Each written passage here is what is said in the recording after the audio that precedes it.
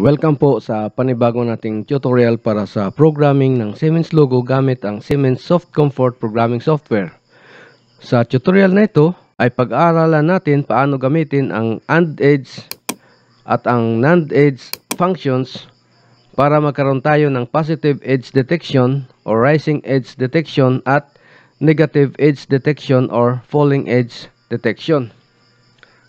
So ang ibig sabihin ng positive edge detection, nadidetect nito ang rising edge ng isang bit device at magiging active sa isang operation cycle or program scan. So halimbawa, ito ang ating input na bit device. Tapos ito naman ang ating output device na kinokontrol ng ating input. So halimbawa, ito ang ating I1. Then, ito naman ang ating Q1.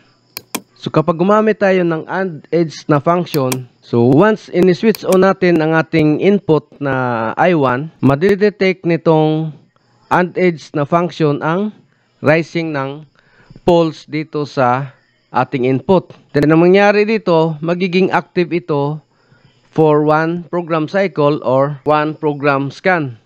So, makikita natin ito dito sa ating output kung saan kinokontrol ng ating input. So, makita natin na ito ay mag-activate ng isang operation cycle or program scan. Kahit na ang ating input switch ay permanente na naka-switch on. Okay?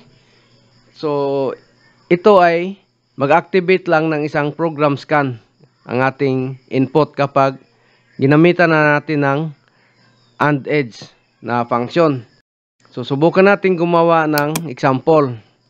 Okay, so meron tayong input. Then, gagamit tayo ng AND edge na function. Then, output.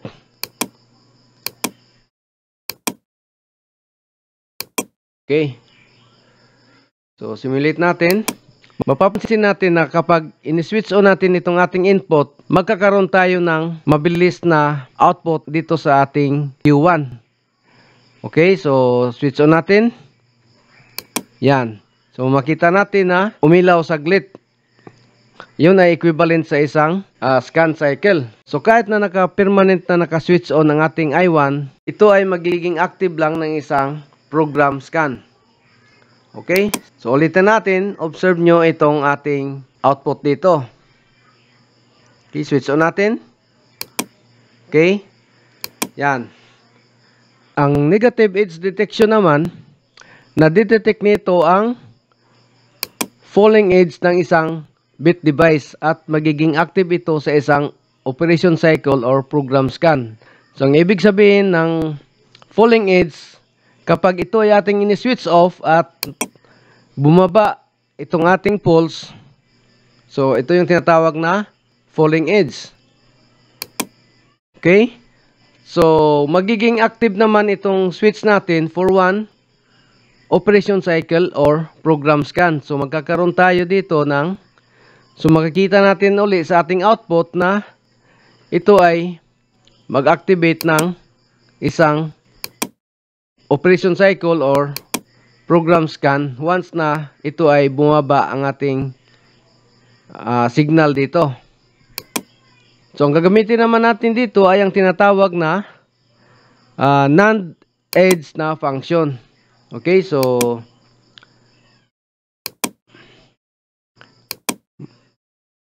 titingnan natin.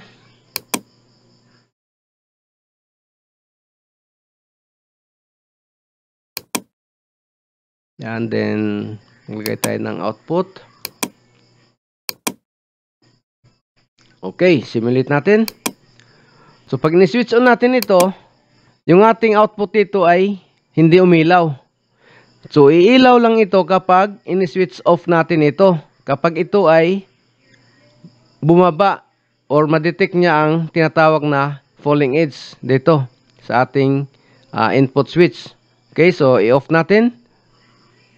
Okay, so nakita natin na umilaw saglit, equivalent sa isang operation cycle or program scan. Okay, so ulitin natin, switch on natin, then ating i-switch off. Okay, so ngayon ay gagawa tayo ng program kung saan i-apply natin ang positive edge detection gamit ang AND edge, tsaka yung negative edge detection gamit ang NAND edge.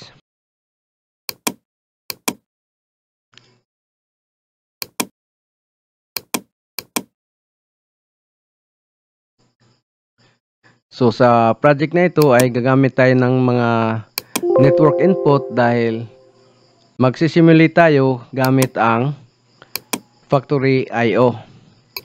Okay, so sa network input 1, ito ang ating load push button. Okay, network input 2, ito yung ating switch para sa conveyor. Then network input 3, ito yung ating sensor 1. Then network input 4, ang ating sensor 2. Ito yung para sa negative edge detection. Okay, then sa output naman natin, ang Q1, ito yung ating loader. Ito yung maglo-load ng mga materials or yung box natin. Then Q2, ito yung ating conveyor 1. Then Q3, conveyor 2. Okay. So network input 1. Then ang kukontrolin nito ay ang ating Q0, ang ating loader. Then network input 2, ito namang conveyor ang kanyang kukontrolin, ang conveyor number 1. Then network input 3, ito yung ating sensor 1 para mag-detect ng pagdating ng karton para paandarin ang conveyor 2. Then network input 4, ito naman yung sensor na mag-detect nung paglampas ng box sa conveyor 2 para naman i-turn off ang conveyor 2. Okay, so gagamit tayo ng AND edge function para sa ating sensor 1. So, ito ay magbibigay ng isang pulse once na nag-activate ang ating sensor kapag na-detect niya yung box. Then, gagamit naman tayo ng NAND edge na function para naman sa ating sensor 2. So, ang kanyang gagawin, once na na-detect niya yung paglampas ng box, magkakaroon naman ng output na signal dito. Equivalent sa isang operation cycle or program scan. So, gagamit tayo dito ng latching relay para mag turn on and off sa ating conveyor 2. Okay. So, pag naka-detect ang ating sensor ng box, isi-set niya yung ating latching relay. Then, paglampas naman ng box dito sa sensor 2, i-reset niya itong ating latching relay. Then, ang output ng ating latching relay ay ang ating conveyor 2. Okay. So, bago natin i-download itong ating program, palitan muna natin ang address itong ating mga network input.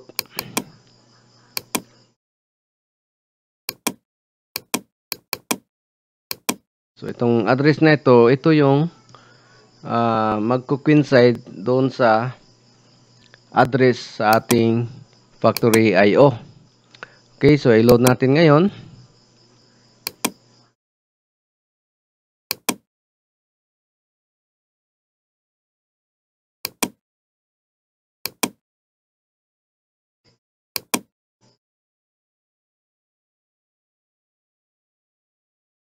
Okay, so ngayon naman ay i-configure natin ang ating factory IO, ang ating driver. So select natin ang Siemens logo.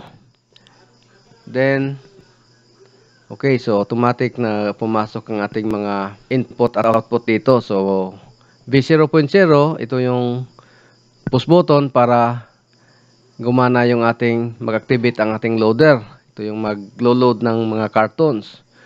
So selector switch 1, ito yung ating switch para tumakbo ang conveyor 1. Then sensor 1, ito yung magdetect ng pagdaan ng karton para pandarin ang conveyor 2. Then sensor 2, ito yung magdetect naman para sa paglampas ng karton doon sa conveyor 2 at papatayin ang conveyor 2. Okay, so tingnan natin, sisimulate natin ito ngayon. Okay, so i-on natin itong conveyor 1.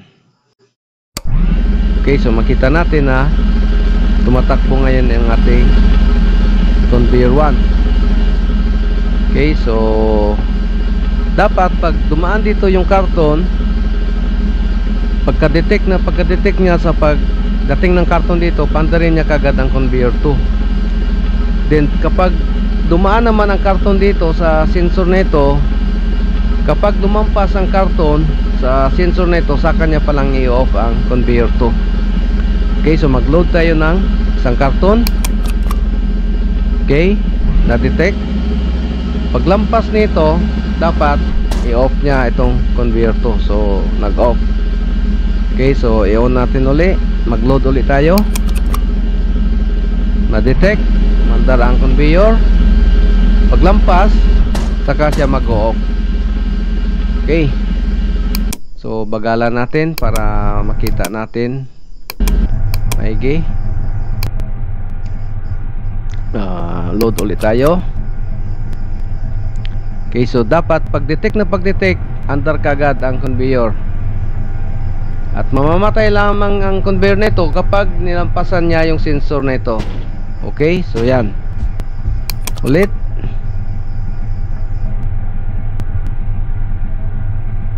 Load tayo.